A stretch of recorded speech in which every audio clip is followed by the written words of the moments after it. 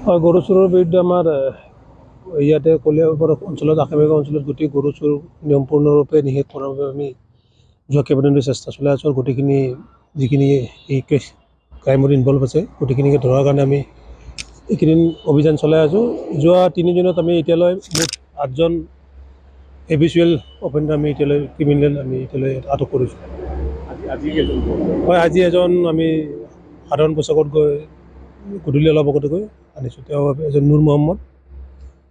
তেওঁ আগে পিছেও 3-4বাৰ এই গৰু চুৰি সংক্ৰান্ত কেছত জেলত গৈছিলে। কোন ঠাই বুলি ক'লে, কোন গাঁও? তেওঁ বৰমা বিল। দেখা গৈছে কলিয়াবৰত মানুহৰ টোপনি কৰিছিল, যিহেতু দুখীয়া ৰাইজৰ গৰু গোহালিৰ পৰা লৈ গৈছিল। এই ক্ষেত্ৰত আৰু কেনেধৰণৰ পদক্ষেপ গ্ৰহণ কৰিব?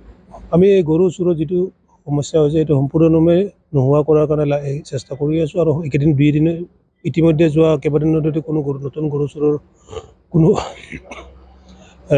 সংবাদ আমাৰ ওচৰলৈ অহা নাই আৰু এইটো সম্পূৰ্ণৰূপে নিষেধ হ'ব। গৰু চোৰৰ বিৰুদ্ধে আমাৰ ইয়াতে কলিয়াবৰ অঞ্চলত আশে-পাশে অঞ্চলত গোটেই গৰু চোৰ নিয়মপূৰ্ণৰূপে নিষেধ কৰাৰ বাবে আমি যোৱা কেইবাদিনো চেষ্টা চলাই আছোঁ আৰু গোটেইখিনি যিখিনি এই কেছ ক্ৰাইমত ইনভলভ আছে গোটেইখিনিকে ধৰাৰ কাৰণে আমি এইকেইদিন অভিযান চলাই আছোঁ। যোৱা 3 দিনত আমি এতিয়ালৈ মুঠ 8জন এবিচুৱেল অফেণ্ডাৰ আমি এতিয়ালৈ ক্ৰিমিনেল আমি এতিয়ালৈ আটক কৰিছোঁ। হয়, আজি এজন আমি সাধাৰণ পোছাকত গৈ গধূলি অলপ আগতে গৈ আনিছোঁ। তেওঁ এজন নুৰ মহম্মদ। তেওঁ আগে পিছেও 3-4বাৰ এই গৰু চুৰি সংক্ৰান্ত কেছত জেলত গৈছিলে। কোন ঠাই বুলি ক'লে, কোন গাঁও? তেওঁ বৰমা বিল। দেখা গৈছে কলিয়াবৰত মানুহৰ টোপনি কৰিছিল, যিহেতু দুখীয়া ৰাইজৰ গৰু গোহালিৰ পৰা লৈ গৈছিল। এই ক্ষেত্ৰত আৰু কেনেধৰণৰ পদক্ষেপ গ্ৰহণ কৰিব? আমি এই গৰু চোৰৰ যিটো সমস্যা হৈছে এইটো সম্পূৰ্ণৰূপে নোহোৱা কৰাৰ কাৰণে চেষ্টা কৰি আছোঁ আৰু এইকেইদিন 2 দিনে ইতিমধ্যে যোৱা কেইবাদিনতে কোনো নতুন গৰু চোৰৰ কোনো সংবাদ আমাৰ ওচৰলৈ অহা নাই আৰু এইটো সম্পূৰ্ণৰূপে নিষেধ হ'ব। গৰু চোৰৰ বিৰুদ্ধে আমাৰ ইয়াতে কলিয়াবৰ অঞ্চলত আশে-পাশে অঞ্চলত গোটেই গৰু চোৰ নিয়মপূৰ্ণৰূপে নিষেধ কৰাৰ বাবে আমি যোৱা কেইবাদিনতে চেষ্টা চলাই আছোঁ আৰু গোটেইখিনি যিখিনি এই কেছ ক্ৰাইমত ইনভলভ আছে গোটেইখিনিকে ধৰাৰ কাৰণে আমি এইকেইদিন অভিযান চলাই আছোঁ। যোৱা 3 দিনত আমি এতিয়ালৈ মুঠ 8জন এবিচুৱেল অফেণ্ডাৰ আমি এতিয়ালৈ ক্ৰিমিনেল আমি এতিয়ালৈ আটক কৰিছোঁ।